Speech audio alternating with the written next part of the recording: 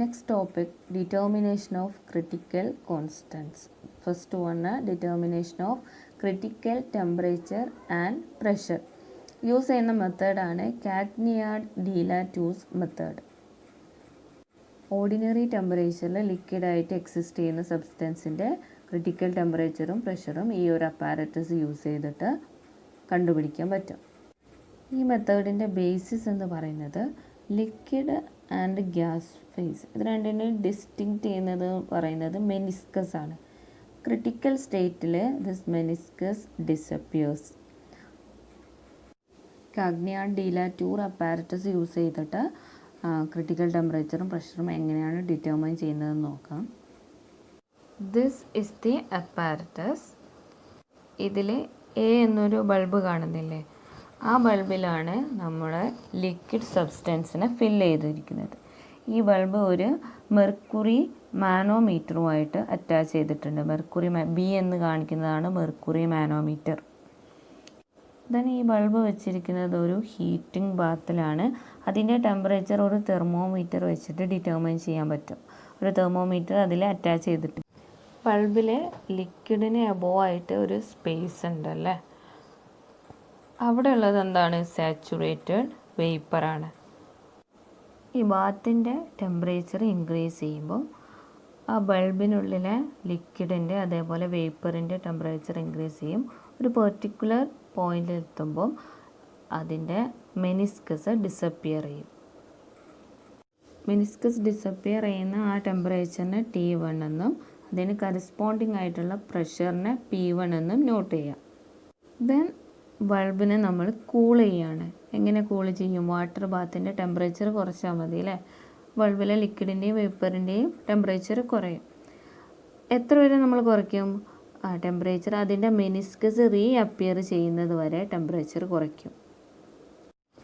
Meniscus reappear ചെയ്യുന്ന ടെമ്പറേച്ചറിനെ T2 എന്നും അതിന് കറസ്പോണ്ടിങ് ആയിട്ടുള്ള പ്രഷറിനെ P2 എന്നും നോട്ട് ചെയ്തു.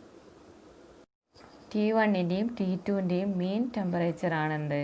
Critical temperature. That is TC is equal to T1 plus T2 by 2. Then critical പ്രഷറോ P1ൻ്റെയും P2ൻ്റെയും മീൻ, അതായത് P1 plus P2 by 2 is equal to PC. So this is the method for determining PC and TC. Next, determination of critical volume, Amagat's method. ഈ മെത്തേഡിൽ use ചെയ്യുന്ന law ആണ് law of rectilinear diameter by Cailletet and Mathias. Law states that the mean of the densities of any substance in the states of liquid and saturated vapor at the same temperature is a linear function of temperature. ഏതൊരു substance liquid സ്റ്റേറ്റിലെ density അതേപോലെ saturated വേപ്പറിൻ്റെ density അതിൻ്റെ main എന്ന് പറയുന്നത് ടെമ്പറേച്ചറിൻ്റെ linear ഫങ്ഷനാണ്. ലിക്വിഡിൻ്റെയും saturated വേപ്പറിൻ്റെയും densities ഇക്വിലിബ്രിയത്തിലെ ഡെൻസിറ്റീസിനെ പറയുന്നതാണ് ഓർത്തോബാറിക് densities. DL DVയും ഓർത്തോബാറിക് densities ആണ്. DL എന്ന് പറഞ്ഞാൽ ലിക്വിഡിൻ്റെ density, DV എന്ന് പറഞ്ഞാൽ saturated vapour density at temperature T Kelvin. Then the law is DL plus DV by 2 is equal to A plus VT. മീനിലെ രണ്ട് ഡെൻസിറ്റിൻ്റെയും മീൻ വാല്യൂ എന്ന് പറയുന്നത് ടെമ്പറേച്ചറിൻ്റെ ഫങ്ഷനാണ്. Plot of DL plus DV by 2 against T എന്തായിരിക്കും? ഒരു straight line ആയിരിക്കും. Here A and B are constants. Amagat's മെത്തേഡിൽ a known mass of liquid ഒരു ഗ്രാജുവേറ്റഡ് ട്യൂബിൽ സീൽ ചെയ്ത് വെക്കുക. ദെൻ അതിനെ ഹീറ്റ് ചെയ്യുക. ഹീറ്റ് ചെയ്തിട്ട് ഇക്വിലിബ്രിയത്തിലുള്ള വേപ്പറിൻ്റെയും ലിക്വിഡിൻ്റെയും വോളിയം ഡിഫറെൻറ്റ് ടെമ്പറേച്ചറിലുള്ള വോളിയം നോട്ട് ചെയ്യാം. ആ വോളിയത്തിൽ നിന്നും കറസ്പോണ്ടിങ് ഡെൻസിറ്റീസ് കാൽക്കുലേറ്റ് ചെയ്യുന്നു. ഈ ഒരു പ്ലോട്ടിൽ രണ്ട് കർവ്സ് ഉണ്ട്, LC ആൻഡ് VC.